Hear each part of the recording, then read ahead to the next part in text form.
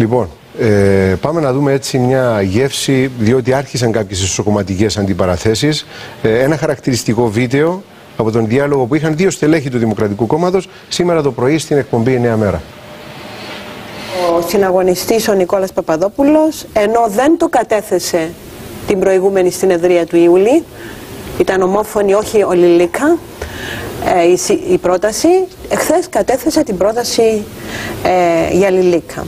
Ακριβώς επειδή ο κόσμος πεινά και δεν έχει μεροκάματο και δεν έχουμε όλοι πολλά εκατομμύρια και καταθέσεις, πρέπει να νοιαστούμε για το τι χρειάζεται ο κόσμος και τι μεροκάματο να του δώσουμε και τι συνενέσεις πολιτικές πρέπει να κάνουμε για να δούμε μπροστά και να μην βλέπουμε πίσω.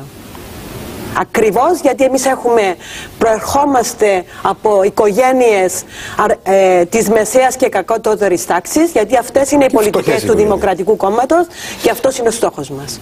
Δεν πίστευα ότι άκουγα έναν εκπρόσωπο του Δημοκρατικού Κόμματος να ρίχνει βέλη με αυτόν τον τρόπο στον ίδιο του το σπίτι που είναι το Δημοκρατικό Κόμμα.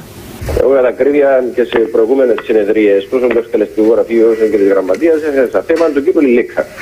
Και είναι καταγεγραμμένο, η δική μου τοποθέτηση είδε και το φως της δημοσιότητας. Η κυρία Κυριακίδου εδώ λέει πως δεν έγινε κάτι τέτοιο. Νικόλα, στην κεντρική, στο τελευταίο και εκτελεστικό γραφείο, απλώς για να χάσουμε τη συζήτηση στη βάση τη σωστή, είχαν αποφασίσει η Κεντρική Επιτροπή όχι Μαλάν, όχι Λιλίκα, ναι στη συνέχιση τη συζήτηση με τον Δημοκρατικό Συναγερμό και με κόμματα του ενδιάμεσου χώρου.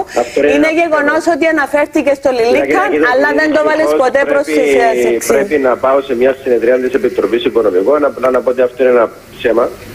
Ουδέποτε απορρίφθηκε η υποψήφια του κ. Λιλίκα. Δεν μπήκε να συζητηθεί, γιατί δεν τέθηκε από κανένα. Δεν μπήκε και δεν απορρίφθηκε, κυρία Κυριακίδου.